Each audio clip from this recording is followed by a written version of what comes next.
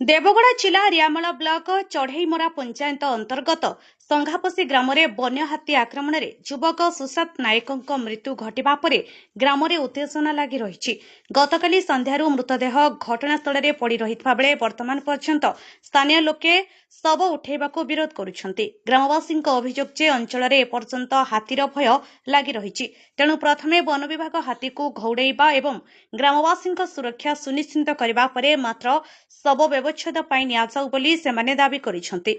घटनास्थल में वन विभाग पुलिस और प्रशासनिक अधिकारी माने पहुंची ग्रामवासी आलोचना चलाइथिबा सूचना मिली।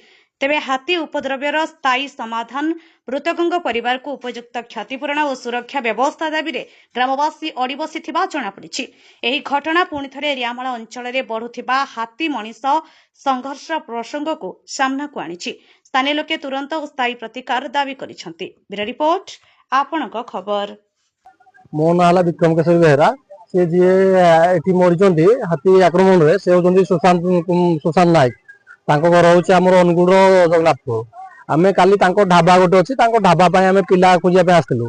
सेठी जस्ट हम गाड़ी रास्ता रे पार करथिलु, से रास्ता रु जस्ट 50 मीटर एक खोजिया पे से कहले। ठीक टाइम होतला 5टा 15-20 होया। सेही टाइम रे हाथी तांको भिड़ी नै कि सेठी कोचाड़ दे कि मारी के पके दैछि। सेही टाइम मु निजे थिली, तांकर गाँव रो किछि लोक भी थिले, से माने भी देखिसंते। केते माने केते हाथी पला थिले? सेटा गोटे हाथी, गोटे बड़ दंता हाथी रे गोटे हाथी ही थिला सेटा। आमे भी आउ चाहू कि हम पिला तो जहाँ तो गाँ किंतु ए जगह रे हमरो फॉरेस्ट डिपार्टमेंट तरफ किछि अलर्टमेंट किछि भी नाही। तापर फॉरेस्ट डिपार्टमेंट रो किछि सुरक्षा कर्मी थिले एठी, तांकर किछि भी अवदान नाही जे आसी कोन केंती करबा। आज टाइम हेलानी सकाळ 9टा 9:30 हेलानी, ए पर्यंत ना डीएफ सर को देखा मिलिछि ना आसीएफ सर को काहा कर भी देखा मिलिनी। सेमाने बरम तांको निज मन मुखा कि जहाँ शासन करिया कथा करूचंती, ए पर्यंत काहा कर भी देखा मिली हम पाखु।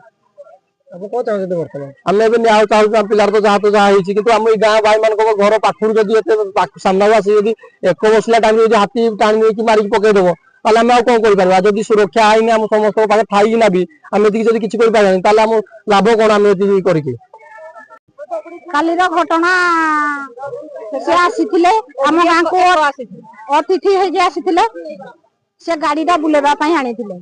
एइठी जो हाथी से गाड़ी बुलेबा टाइम रे आरो भाई जन को उल्हे जेते ताकू हाथी घिंची नै कि मारी। केतलो घटना काली एडा 5:30 6टा बकू। वर्तमान आपण कोन चाहछन? आमे चाहू जे हमर गाँ सुरक्षा रहू आ हमर जो शंखा सिंदूर भौणी रे माछी बेरुजी पड़ी जंदी जंडा बेहुसंदी आज हे भौणी के न्याय मिलू।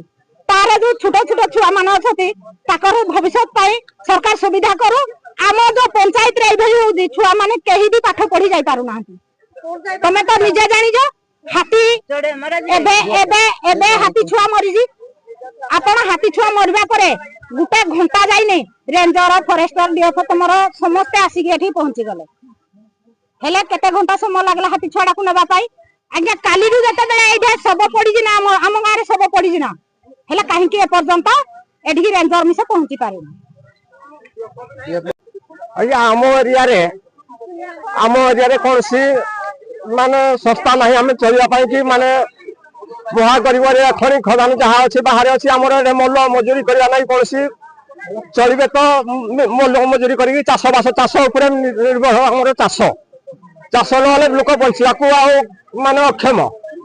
जदि हाथी 40 फट केत 17 फट केतरी आमर पाटना पंचायत संगापसी चढ़मरा पंचायत नुआपड़ा पंचायत जो आम आखपाख पाटकुंडा भालुखाई सरपाल जाके माने आम आ कौन लोक बाक बाहर आमर माने घर भी बाहर पार्नु आम बचू केमी। आजिकल कलेक्टर को कहले कि डीएफ को कहले से खाली खाली भावुती से कोटिपति वाला से 1 लाख टका पाऊँ आम कथा बुझुची किए? आम एमती हत सत माने गरीब माने मुंडिया मजदूरी आम दिन को आम 10 टका भी पड़ूनी आम चाष बुड़ीगला आम बचू केमी?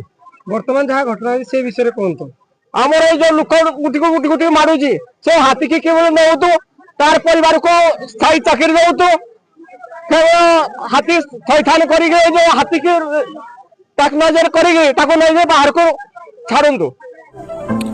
अधिक खबर पाई आम चैनल को लाइक शेयर और सब्सक्राइब करंतु।